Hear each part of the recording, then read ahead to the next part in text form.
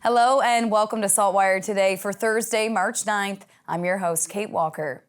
Nova Scotia's child poverty rate dropped by record numbers thanks to COVID-19 financial assistance from Ottawa. That's according to a new report on child poverty for the Nova Scotia chapter of the Canadian Centre for Policy Alternatives. We're learning that financial assistance introduced during the pandemic helped lift 26,810 children in Nova Scotia out of poverty. But the help was only temporary. That money from the government made a world of a difference to the families across the province in 2020. The report shows in just 1 year, the child poverty rate decreased in this province by 24.3%. The first time since 2000, the rate has dropped below 24%. Nova Scotia's child poverty rate is the fourth highest in Canada and the highest in Atlantic Canada. The researchers say while the reduction in child poverty rate in 2020 should be celebrated, things have since gotten worse as the temporary financial assistance has since ceased. Sheldon McLeod has more from the report's co-author coming up later in our newscast. A $37.4 million investment from the province will fund a new research institute at St. FX University in Antigonish to help improve rural health care. It was announced today that the Institute for Innovation in Health will focus on ways to improve health promotion and mental health in rural areas, including chronic disease prevention and aging. As a registered nurse and clinician scientist, I view this as the most exciting objective of this institute. The opportunity to bring together expertise in a wide variety of health disciplines at St. FX and work in direct partnership with health systems in order to advance interdisciplinary education and collaborative health research to meet the healthcare needs of rural Nova Scotians, particularly those who've been traditionally underserved. The new institute will include education and training for current healthcare professionals. There are also plans to open a treatment and research center focused on wellness and rural care, ultimately expanding access to primary care for students and the community. Halifax has lost a 150-year-old heritage home after it fell from a crane lift. It happened last Friday, and while no one was hurt in the incident, the Heritage Trust of Nova Scotia is concerned about the loss of the home, which was located at 1452 Carlton Street, part of a massive development called the Promenade Roby South. The Victorian home was constructed in 1873 for Samuel Noble, who was part of a merchant family which operated a wharf on Water Street, and it was one of three heritage homes being altered as part of the development. The Department of Labor, Skills and Immigration is investigating the structural collapse, and the Halifax Regional Municipality is working with the property owner to determine what steps to take next.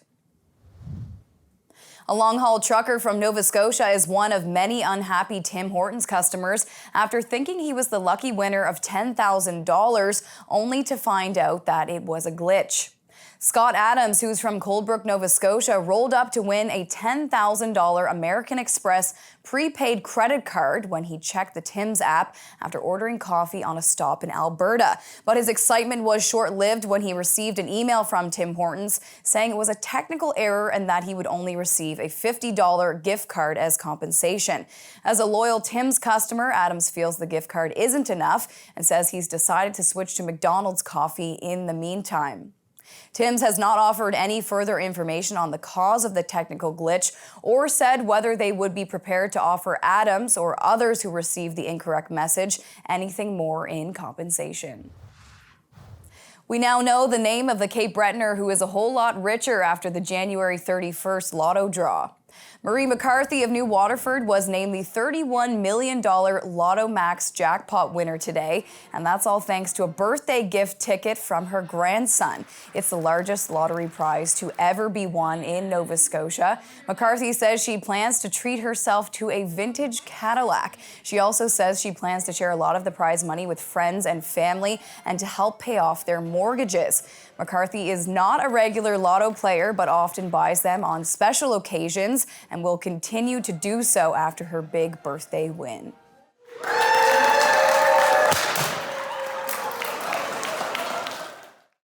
It's time now for a glimpse of today's Thinking Out Loud with Sheldon McLeod.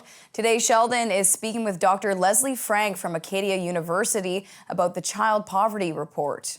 This is clear evidence, empirical evidence that you can provide to say, as a government, as an MLA or an MP, that this is something that can make a difference in people's lives in a real measurable way. So as you say, tactics and techniques, this report also offered up a number of recommendations. What can you tell me about some of those in that context? Well, our first recommendation would be that we need a plan, right? We need to pay attention to the evidence, and we need to be realistic about what our interventions are. That's making a poverty reduction plan that has targets, timelines, and interventions we know will bring families above the poverty line. If we want to see a change, we know what those poverty thresholds are. And we need to ensure that incomes, whether they're coming through wages, whether they're coming through government transfers, bring us there. Because children, their lives are short.